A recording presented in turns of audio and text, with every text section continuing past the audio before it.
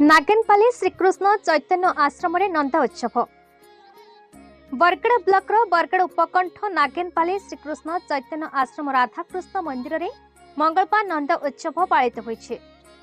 आश्रम महंत परमानंद दास तत्वावधान में अनुष्ठित कार्यक्रम में व्यास संजय दास गोपाल पाठ और सुशील प्रधान दोले गीत परिवेशन करते।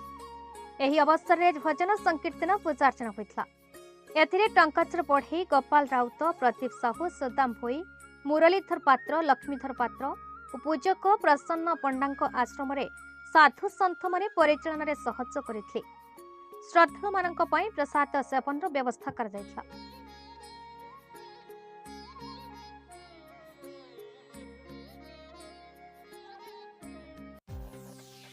बरगड़ जिलार टिकलाल त्रिपाठी रिपोर्ट भारत न्यूज।